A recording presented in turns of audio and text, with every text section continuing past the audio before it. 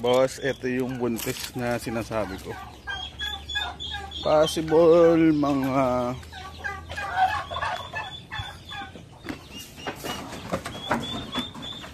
ano to. Ayun o, laki na ng tiyan. December or January ang labas. Ayun o. Buntis yan.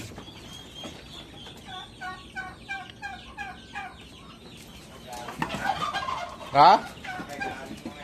Bakit? Yung tubig.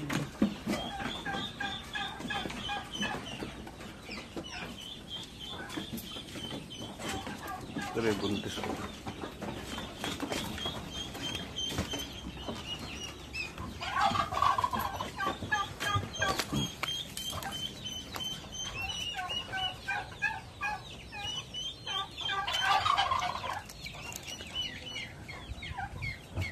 Mag-ano kayo nang magdadrum ka, mag-video ka.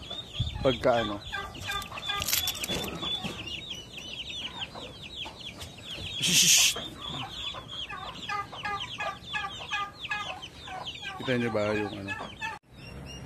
So after namin iakyat yung mga corn silage, nilagay muna namin dito sa imbakan. Tapos yan, mga drum, baka maglabas kami ng video kung paano namin din inilalagay sa drum yung mga corn silage namin na kinukuna. Ayan, naka-imbak. So, ayan. Ang deal namin ni Jack, siya magdidiskarga sa baba, ako magdidiskarga sa taas. So, malapit lang naman. Dito lang naman yung babaan namin. Tapos, ito yung mga kambing namin dahil maaraw, sinasamantala namin yung araw para makagala sila.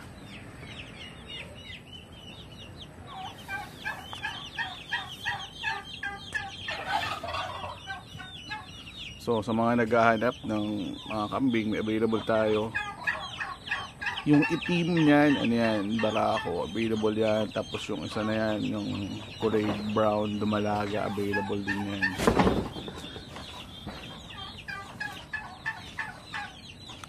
Yung naghahanap din kayong buntis, mayroon din kami.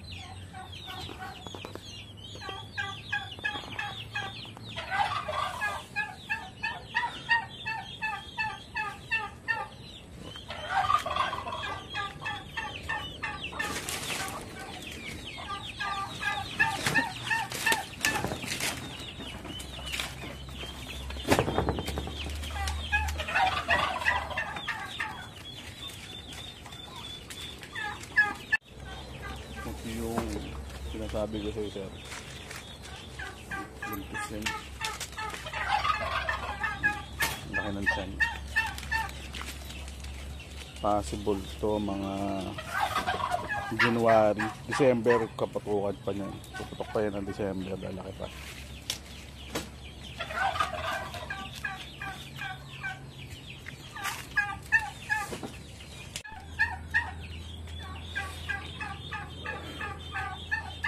Welcome sa farm left namin.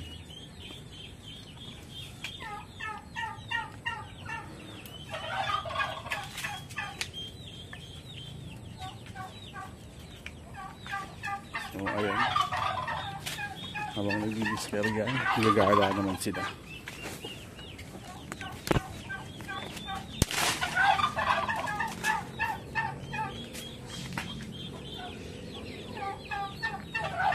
At ayun, naamoy na nila yung feeds.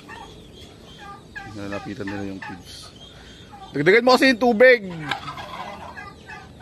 Baka din nila nakita na may laman. Inom na ba?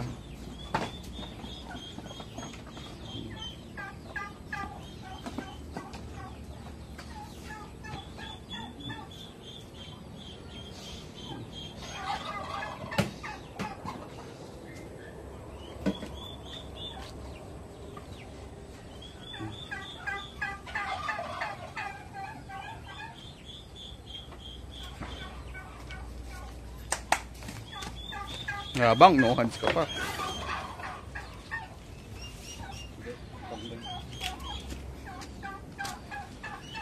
Eh, binubutas na yung pids, oh.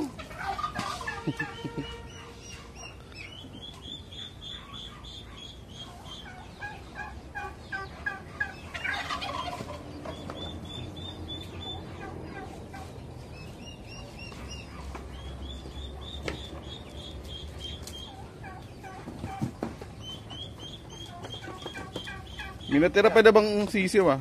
Ha? Sabi ko sisa naman, ah. Binubutas na nila yung pids.